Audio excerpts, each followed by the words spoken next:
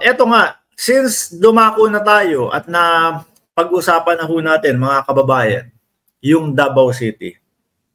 Eto, kumpirmado ho mga bossing. Susunod nating topic, pang-apat nating topic, pwede kayong mag-import ng doktor, alam nyo yun? Kasi mga kababayan, kung siguro yung mga panahon ng 90s, 2000, kapag sinabi mo, kailangan mo ng mga lumang libro, pumunta ka doon sa rekto. Ang dami, mga kababayan. Kung gusto mo kung gusto mong magpa-doktor ng dokumento, ayan, pumunta ka doon sa rekto. Kung kailangan mo ng peking diploma, pumunta ka sa rekto. Ibig kong sabihin dito, mga bossing, noon hong panahon, 90s, 2000, meski siguro mga 2010, namamayagpag ang rekto kapag ka sinabi na kailangan mo ng diploma o kung ano-ano, peking ID, ayan. Nako mga kababayan, nagkakamali ho ata tayo. Akala natin talagang rekto na ang puntahan o ang talagang may mas malaki pa pala dito. Davao ho, mga kababayan. Dahil ho sa Davao, mga bossing, ayan, kumpirmado ho, 1,500 na birth certificate dinoktor.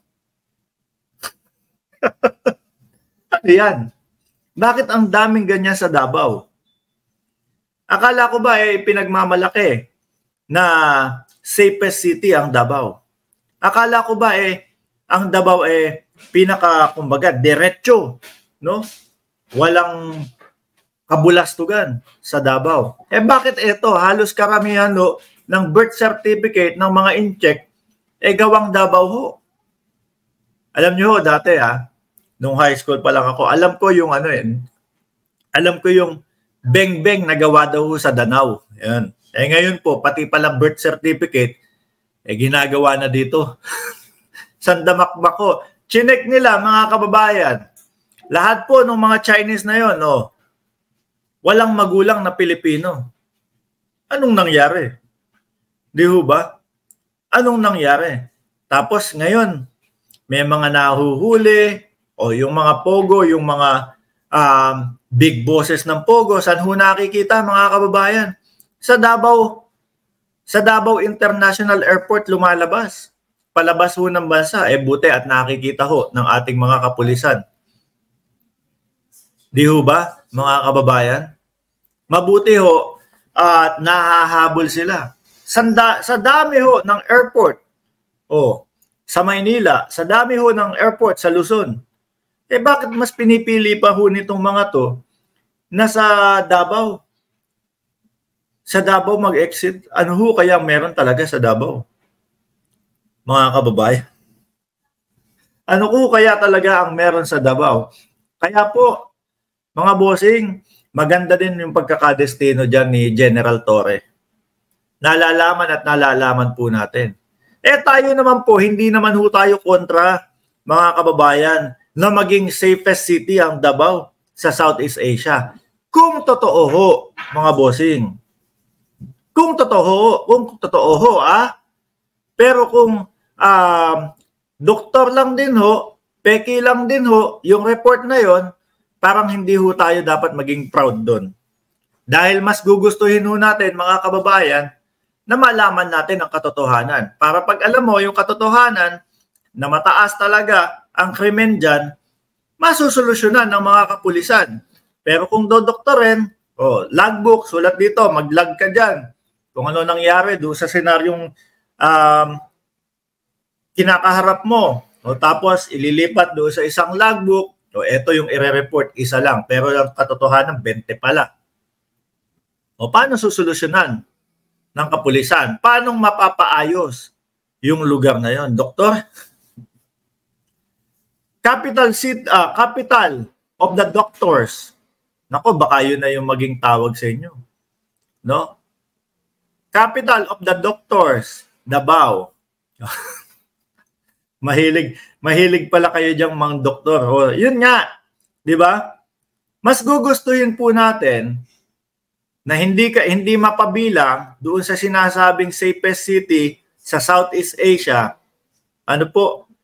Hindi mapabilang doon, tapos unti-unting susolusyonan yung problema hanggang sa unti-unti na talagang makuha yung spot na yon na safest city sa Southeast Asia. Nang totoo na po yung report, mga kababayan. Nang totoo na po yung nangyayari. Eh, matatawa ka na lang eh. Oh. Sasabihin, safest city. Tapos, biglang lagay ng Oplan Tokhang. No? Ikaw ho, mga kababayan, kung ikaw ay isang leader, no? Kung ikaw ay isang leader, hindi ka maglalagay ng tokhang o hindi ka maglalagay ng laban kontra droga kung wala naman o hindi laganap ang droga sa iyong lugar. Sabi ni Archie Beroya, 3,500 married contract sa recto noon. Gamit ko sa Saudi at 3,500 pesos.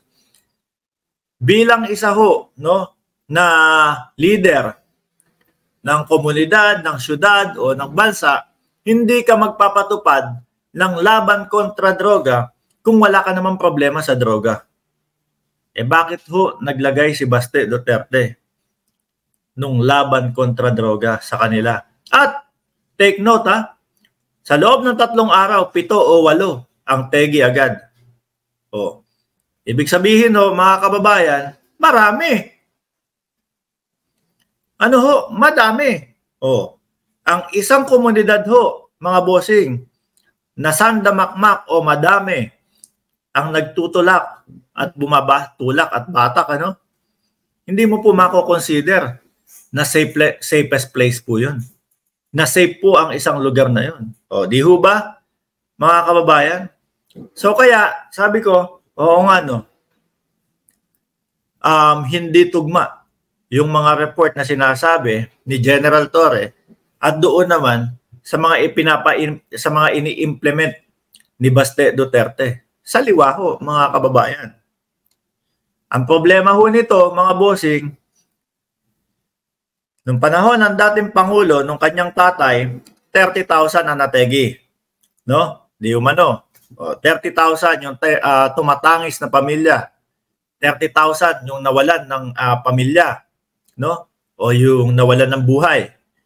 Sinasabi ni Bato de la Rosa, etong pamumuno naman ni PBBM, madami ding nategi. O 800 daw po sa loob ng 2 taon, 800. O times mo yun, 2,400. Pero sa loob ng 3 araw pa lang, mga kababayan, sa loob ng 3 araw pa lang, no, doon sa tokhang ni Baste, ang laki na nung dumagdag doon sa bilang. Doon sa sinasabing 800 ni Bato de la Rosa. Di ho ba? So bilang pa din ho nila yun. Duterte pa din ho ang bilang. Unfortunately, dahil nga po ang presidente natin ngayon is si PBBM, magka-count yun as during his term, mga kababayan. Oh.